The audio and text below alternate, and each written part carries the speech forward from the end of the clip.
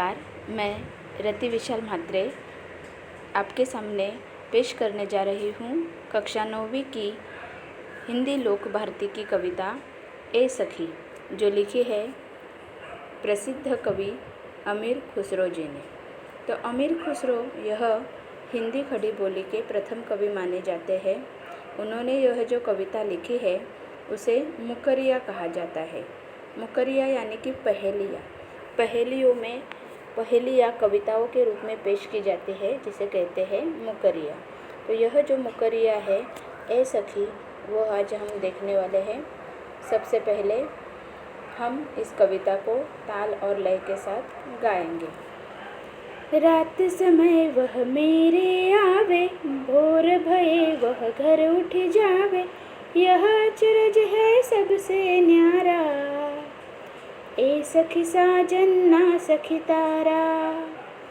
वह आवे तब शादी होए, उस दिन दूजा और न कोई, मीठे लागे वाके बोल, ए सखी साजन ना सखी ढोल। जब मांगू तब जल भरी लावे, मेरे मन की तपन बुझावे, मन का भारी तन का छोटा, ए सखी साजन ना सखी लोटा।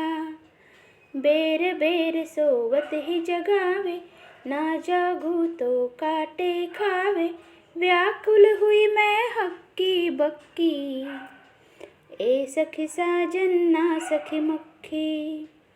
अति सुरंग है रंग रंगीलो, हे गुणवंत बहुत चटकीलो, राम भजन बिन कभी न सोता, क्यों सखी साजन ना सखी तोता। अर्धनिशा वह आयो भोन, सुंदरता बरने कवि कौन, निरखत ही मन भयो आनंद, क्यों सखी साजन ना सखी चंद।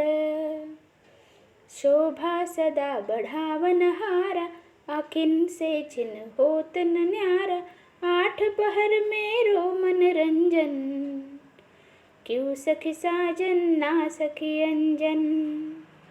जीवन सब जग जासो कहे, वा बिनु नेकन धीरज रहे, हरे छिनक में ही की पीर, क्यों सखी साजन ना सखी नीर। बिन आए सब ही सुख भूले, आए ते अंग अंग सब फूले, सिरा भई लगावत छाती, क्यों सखी साजन ना सखी पाती। तो कुछ इस तरह से है कविता ए सखी, जिसमें पहेलियों द्वारा एक सखी अपनी दूसरी सखी से पूछती है कि वह कौन है, और दूसरी सखी उसे जवाब देती है क्या वो साजन है। तो उसके बाद पहली सखी बताती है कि नहीं, वो ये है। तो किस तरह से हम एक एक चरण देखेंगे। सबसे पहला जो चरण है कि रात समय वह मेरे आवे, भोर भये वह घर उठी जावे, यह अचरज है सबसे न्यारा, ए सखी साजन ना सखी तारा। तो सखी कहते हैं कि रात के समय वो मेरे घर आते हैं, और सुबह भोर यानी कि सुबह होते ही वह अपने घर चले जाते हैं। तो यह अचरज यानी कि आश्चर्य सबसे न्यारा है। तो ये कौन है। तो दूसरी सखी कहते हैं ए सखी, ये क्या तुम्हारा साजन है। तो सखी कहते हैं कि नहीं, रात को आने वाला वो तारा है। उसके बाद हम देखेंगे इस कविता का दूसरा चरण। वह आवे तब शादी होए, उस दिन दूजा और न कोई, मीठे लागे वाके बोल, ए सखी साजन ना सखी ढोल। तो जो वो आता है तब शादी होती है, उस दिन दूसरा और कुछ भी नहीं होता, उसके बोल भी बहुत मीठे लगते हैं मुझे सुनने में। तो सखी कहते हैं क्या वो तुम्हारा साजन है। तो इस पर सखी, उसकी जो दूसरी सखी है वो कहते हैं नहीं सखी, वो तो ढोल है।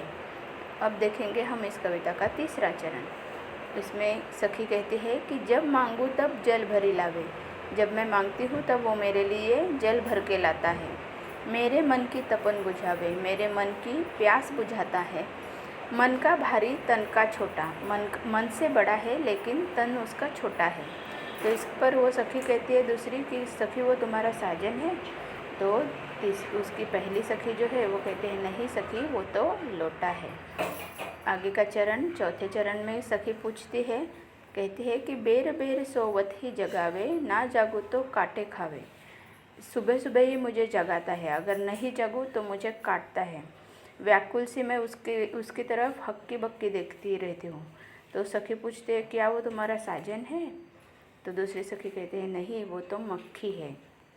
आगे के चरण में पहली सखी कहती है कि अति सुरंग है रंग रंगीलो, है गुणवंत बहुत चटकीलो, राम भजन बिन कभी न सोता। वो उसके रंग बहुत सुंदर है, रंग रंगीला है, उसके गुण भी बहुत अच्छे हैं और राम का भजन किए बिना वो कभी भी सोता नहीं। तो इस पर उसकी सखी उससे पूछते हैं क्या वो तुम्हारा साजन है? तो कहते हैं नहीं वो तो तोता है। उसके बाद आगे का चरण में सखी उससे कहती है कि वो कौन है? तो अर्धनिशा जब वह आए भौन, सुंदरता बरने कवि कौन, निरखत ही मन भयो आनंद। आधी रात जब होती है तो वह जो आता है और उसकी सुंदरता कई कवियों ने वर्णन की है, उसको निरखने से, उसे देखने से बहुत आनंद मिलता है। तो सखी कहती है वो तुम्हारा साजन है क्या जिसे देखने से तुम्हें आनंद मिलता है? तो दूसरी सखी कहती है नहीं वो तो चंद यानी कि चांद है। तो आगे के चरण में पहली सखी कहती है कि शोभा सदा बढ़ावन हारा, अखिन से छिन होत न्यारा, आठ पहर मेरो मनोरंजन, क्यों सखी साजन ना सखी अंजन। तो सखी कहते हैं कि जो मेरी शोभा बढ़ाता है, आँखों से मैं उसे आँखों से कभी छीनने नहीं देती, आठों पहर जो मेरा मनोरंजन करता रहता है। तो सखी पूछती है क्या सखी वो तुम्हारा साजन है क्या? तो वो सखी कहती है नहीं वो तो क्या है, अंजन यानी कि आँखों में लगाने जाने वाला काजल। इस पर सखी पूछती है कि जीवन सब जग जासो कहे, वा बिनु नेक न धीरज रहे, हरे छिनेक नहीं में ही की पीर, क्यों सखी साजन ना सखी नीर। जीवन जिसके बिना अधूरा है और जग ही पूरा उसके बिना अधूरा है, तो वो उसके बिना हमारी प्यास भी नहीं बुझती। तो इसके ऊपर सखी कहते हैं कि वो क्या है, तुम्हारा साजन है क्या?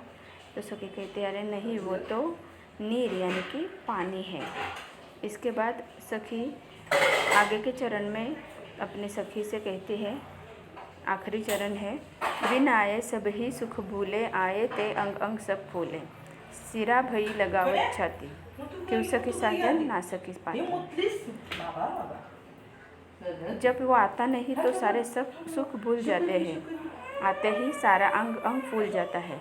तो उसे लगाते ही छाती में यानी कि मन सुख पाता है। तो वो क्या है, तुम्हारा साजन है? तो दूसरे सखी कहते हैं नहीं वो तो पाती यानी कि घास है। तो इस तरह से यह कविता ए सखी।